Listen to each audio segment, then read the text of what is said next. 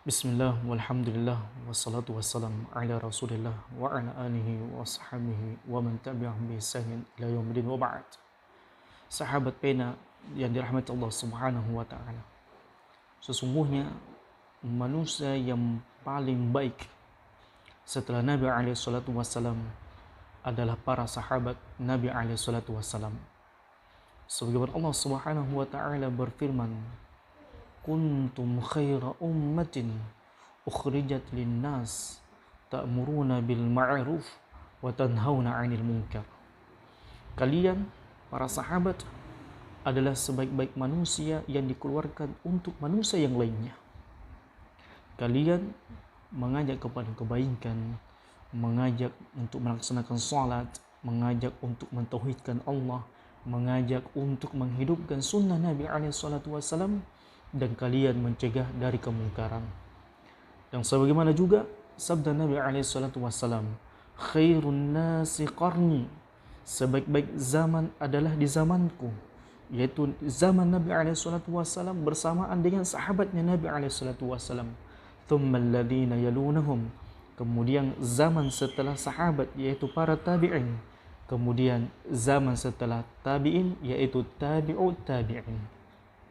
Oleh karenanya jamaah rahmat Allah Subhanahu wa taala, di antara bagian pokok yang merupakan landasan dan sandaran beragama kepada Allah Subhanahu wa taala adalah mengikuti sahabat Nabi alaihi salatu wasallam, meneladani sahabat Nabi alaihi salatu wasallam dalam perkara iman, sebagaimana Allah Subhanahu wa taala berfirman, fa in amanu bimithli ma amantum bihi faqad ihtadaw.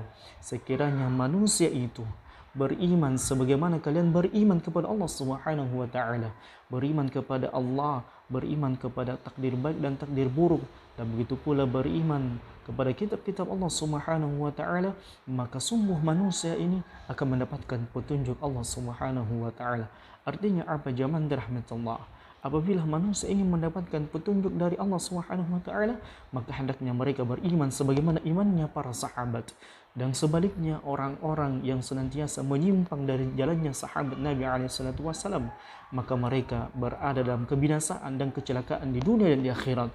Sebagaimana Allah Subhanahu wa taala berfirman, "Wa man yushaqiqir rasul min ba'di ma tabayyana lahul huda wa yattabi' ghayra sabilil mu'min nuwallihi ma tawalla wa nuslihi jahannam wa sa'at masira."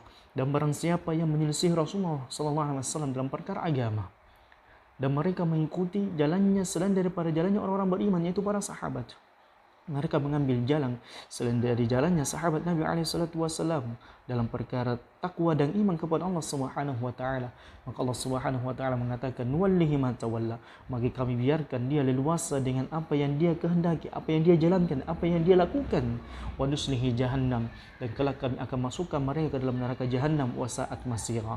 Oleh kerana jamaah rahmatullah Subhanahu wa taala, pentingnya kita mengikuti, meneladani para sahabat dalam perkara iman dan ketakwaan kepada Allah Subhanahu wa taala, sampai Imam Ahmad mengatakan usulus sunnah indana at-tamassuk bima kana alaihi ashabi Rasulullah sallallahu alaihi wasallam. Di antara merupakan pondasi sunnah, pondasi dalam beragama menurut kami adalah berpegang teguh dengan sunnah para sahabat Nabi alaihi salatu wasallam. Oleh karena jamaah rahmatullah Subhanahu wa taala, tidak ada yang patut kita teladani, tidak ada yang patut kita contohi di dunia ini kecuali Nabi kita alaihi salatu wasallam dan para sahabatnya, bagaimana mereka berakidah, bagaimana mereka beribadah, dan bagaimana mereka bermuamalah, karena sesungguhnya mereka adalah manusia yang telah selamat, dan sebagian di antara mereka telah dijamin oleh Allah Subhanahu wa taala melalui lisan Nabi alaihi salatu wasallam masuk ke dalam syurga Allah Subhanahu wa taala. Hadza wallahu a'lam bissawab.